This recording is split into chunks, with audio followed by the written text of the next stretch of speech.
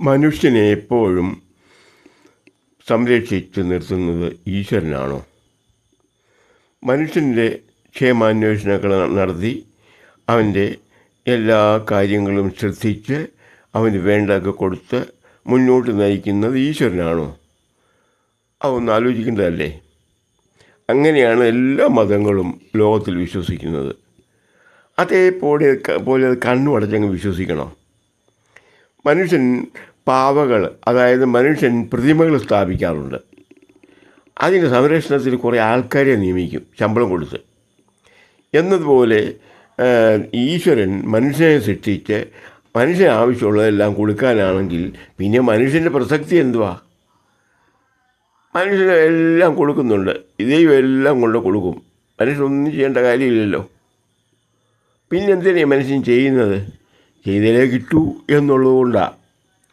അവനെന്നാലും വിശ്വസിക്കുന്നു, അവനെ കാണാതെ അവനറിയാതെ അവനെ എപ്പോഴും സംരക്ഷിക്കുന്നുവെന്ന്.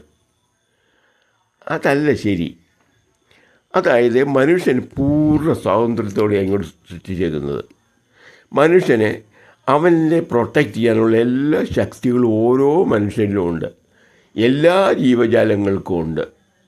അതിനെ പ്രൊട്ടക്റ്റ് ചെയ്ത് നിലനിൽക്കാനുള്ള ആ ഒരു ശക്തി ഉണ്ട്. മനുഷ്യൻ കൊതുകിനെ ആയിരക്കണക്കിന് വർഷങ്ങൾക്ക് മുമ്പ് ഭൂമിയിൽ നിന്നേ അപ്രത്യക്ഷമാക്കിയേനും നശിപ്പിച്ച് കളഞ്ഞേനും മനുഷ്യന് കഴിയുമായിരുന്നുവെങ്കിൽ.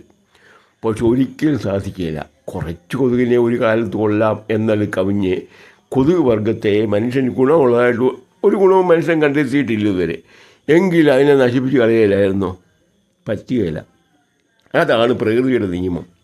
ആ നിയമത്തിൻ്റെ കീഴിലാണ് മനുഷ്യനും. മനുഷ്യന് ആവശ്യമുള്ള എല്ലാ കാര്യങ്ങൾക്കും നിലനിൽപ്പിന് ആവശ്യമുള്ള എല്ലാം അവനിൽ തന്നെ അടക്കം ചെയ്ത് അങ്ങോട്ട് വിടുന്നത് പ്രകൃതിയിലേക്ക്, ഭൂമിയിലേക്ക്.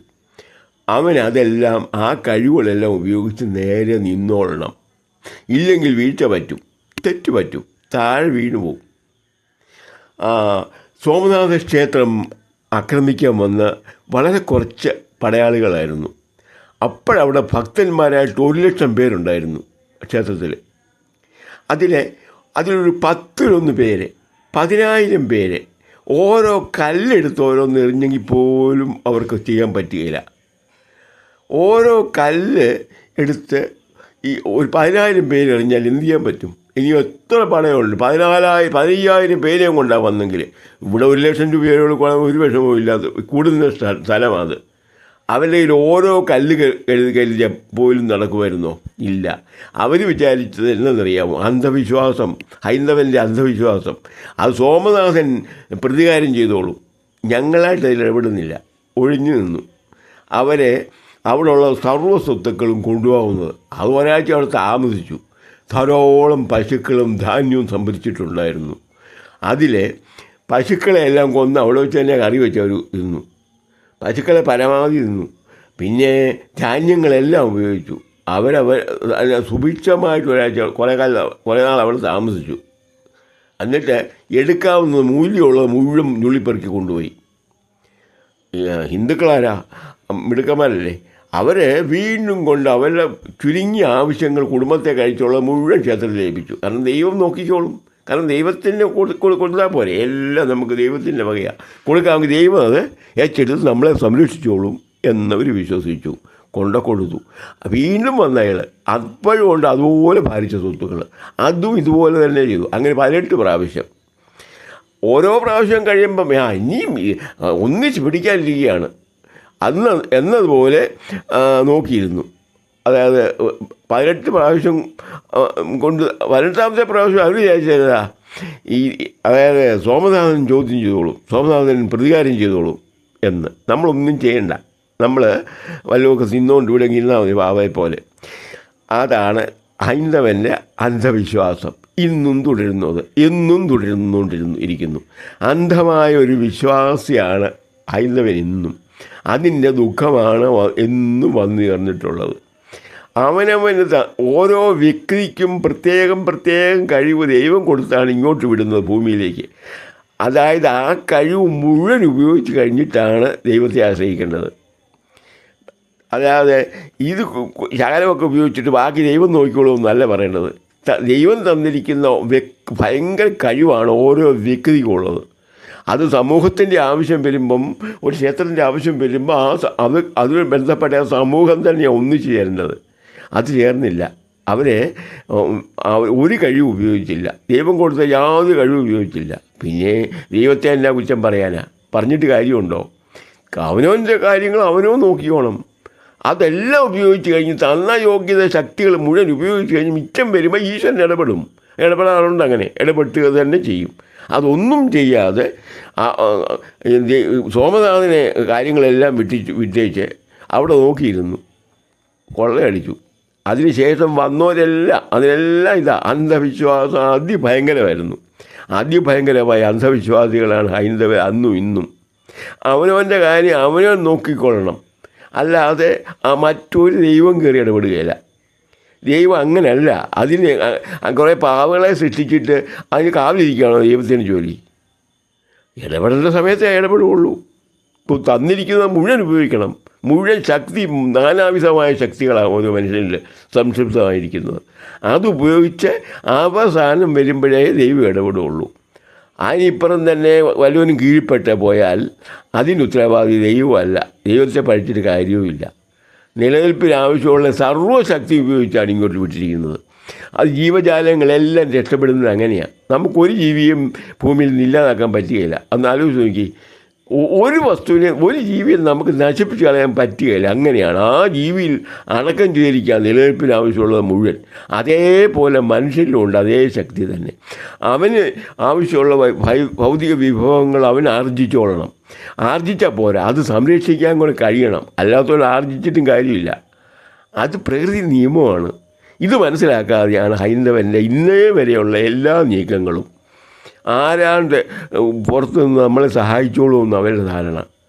ഒരു വ്യക്തിയെയും മറ്റൊരു വ്യക്തി പോലും സഹായിക്കുകയില്ല. ആ രീതിയിലല്ല ഭൂമിയുടെ ഘടന, മനുഷ്യൻ്റെ ജീവജാലങ്ങളുടെ ഘടന, നിലനിർത്തലിൻ്റെ ഘടന വെച്ചിരിക്കുന്നത് ഈശ്വരൻ വെച്ചിരിക്കുന്നത്, അല്ലെങ്കിൽ പ്രകൃതി വെച്ചിരിക്കുന്നത്. ഈ കഴിവ് ഉപയോഗിക്കാതെ കണ്ടോൻ കയറി നിരങ്ങാൻ, ഈ കണ്ടോൻ 1000 കൊല്ലം കയറി വരുന്നോം കയറി നിരങ്ങിച്ച് പോയത് ഇത് തന്നെയാണ് കാര്യം. അന്ധമായ വിശ്വാസം, ആത്മവിശ്വാസമില്ല, തൻ്റെ ഇടമില്ല.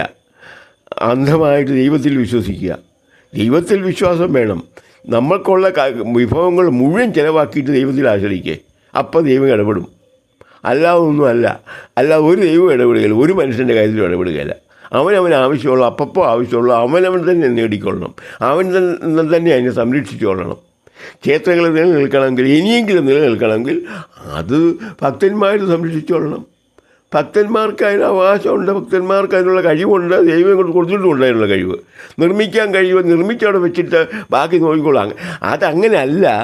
അത് വെറും അന്ധവിശ്വാസമാണെന്ന് അറിഞ്ഞ ഒരു മഹാമനുഷ്യൻ്റെ 10 കൊല്ലം മുമ്പ് ഭാരതത്തിൻ്റെ ഭരണത്തിൽ വന്നു മോഡി. അദ്ദേഹത്തിന് അറിയായിരുന്നു, അദ്ദേഹത്തിന് മനസ്സിലായി. അതിന് മുമ്പ് ആർക്കും മനസ്സിലായില്ലത്. അദ്ദേഹം മനസ്സിലാക്കി കട്ടത്തടിക്ക് മുട്ടത്തടി പോലെ നിന്നു. അപ്പം പ്രശ്നം പരമാവധി അവസാനിച്ചിരിക്കുക. ഇപ്പം മറ്റേ കാലത്തും വൈറ്റും കയറി ബോംബിടുന്ന കക്ഷിയൊക്കെ ഇപ്പം പേടിയുടെ കൂടുതലുകൊണ്ടായി പറയുന്നത്. ഈ ഞങ്ങളിപ്പം കയറി ആക്രമിക്കുമെന്നൊക്കെ ചുമ്മാ പറഞ്ഞുകൊണ്ടിരിക്കുക. അല്ലെങ്കിൽ ആ തോൽവിയുടെ ആ വിഷമം തീർക്കാനായിട്ട് അവർക്കറിയാം ഒന്നും നടക്കുകയില്ലെന്ന്. അത് വേണ്ടതുപോലെ ചെയ്യേണ്ടത് അതിനുള്ള അതിനുള്ള അറിവുള്ള ആൾ വന്നു. അറിവാണ് പ്രധാനപ്പെട്ടത് വേണ്ടത്. മോഡി അത് കൈകാര്യം ചെയ്തു വേണ്ടവണക്ക്. കട്ടത്തടിക്ക് മുട്ടത്തടി പോലെ നിന്നു. അതാണ് പഴമൊഴി പറഞ്ഞേക്കുന്നത്, കട്ടത്തടിക്ക് മുട്ടത്തടി വേണമെന്ന്. അല്ലാതെ എന്തു കഴിച്ചാലും ദൈവം നോക്കിക്കോളും. അവനവനോ മുഴുവൻ അവനവനെ കൊണ്ട് മാത്രമേ ചെയ്യാൻ പറ്റൂ, മറ്റാരും ചെയ്യുകയില്ല. അതറിഞ്ഞത് ഇപ്പോഴാണ്, 10 കൊല്ലം മുമ്പ്. അതുവരെ അറിഞ്ഞില്ല. 1000 കൊല്ലമായിട്ട് കണ്ടോൻ ചെയ്യുന്നത് മുഴുവൻ സഹിച്ച് ജീവിച്ചു ഒരു ജനം. അങ്ങനെ സ്വത്തുക്കളും സമ്പത്തുകളും ആർജിച്ചത് മുഴുവൻ നഷ്ടപ്പെട്ടു പോയി. വീണ്ടും കരകയറി വരിക. ഇപ്പോൾ ഇനിയുമെങ്കിലും അവനോനിൽ വിശ്വസിച്ച് മുന്നോട്ട് പോകണം. ദൈവം ചെയ്യുകയിലൊന്നും. ദൈവം മനുഷ്യനെ സൃഷ്ടിച്ചതാണെങ്കിലും ദൈവം ഒന്നും ചെയ്യുകയില്ല. അവൻ്റെ നിലനിൽപ്പ് അവൻ തന്നെ നോക്കിക്കൊള്ളണം. ഏറ്റവും അവസാനം അവൻ്റെ സർവ്വശക്തി ഉപയോഗിച്ച് കഴിയുമ്പം ദൈവത്തെ ആശ്രയിച്ച് 5 ഇന്ദ്രിയങ്ങളും ശരീരശക്തിയും ബുദ്ധിശക്തിയും മുഴുവൻ ഉപയോഗിച്ചതിന് ശേഷം, കയ്യിലുള്ള ആയുധങ്ങൾ ഉപയോഗിച്ച ശേഷം, ഇതെല്ലാം ഉപയോഗിച്ചതിന് ശേഷം മാത്രം ദൈവത്തിൽ ആശ്രയിക്കുക. അല്ലെങ്കിൽ ദൈവം ഒന്നും ചെയ്യുകയില്ല. ദൈവത്തിൽ ആശ്രയിച്ചിട്ട് കാര്യമില്ല. അത് പ്രകൃതി നിയമമാണ്. അങ്ങനെയാണ് പ്രപഞ്ചം സൃഷ്ടിച്ചിരിക്കുന്നത്. ഈ മനുഷ്യനെ സൃഷ്ടിച്ചിരിക്കുന്നത് അങ്ങനെയാണ്. ഇതറിയാൻ ഇത്രയും കൊല്ലം വേണ്ടി വന്നു, 1000 കൊല്ലം. 10 കൊല്ലം മുമ്പ് അത് മനസ്സിലാക്കുക ഒരാൾ ഇവിടെ വന്നു, കാര്യങ്ങൾ മാറി മറിഞ്ഞു. ഇപ്പം മനുഷ്യൻ മനസ്സിലാക്കിയിട്ടുണ്ട് അവനോനിൽ വിശ്വസിക്കാതെ ദൈവത്തിലല്ല വിശ്വസിക്കേണ്ടതെന്ന്. ദൈവം അതങ്ങനെയാണ് മനുഷ്യനെ സൃഷ്ടിച്ചിരിക്കുന്നത്. ദൈവത്തിലല്ല വിശ്വസിക്കേണ്ടത്, മനുഷ്യനിലാണ് വിശ്വസിക്കേണ്ടത്, അവനോനിൽ തന്നെയാണ് വിശ്വസിക്കേണ്ടത്. ഓക്കെ.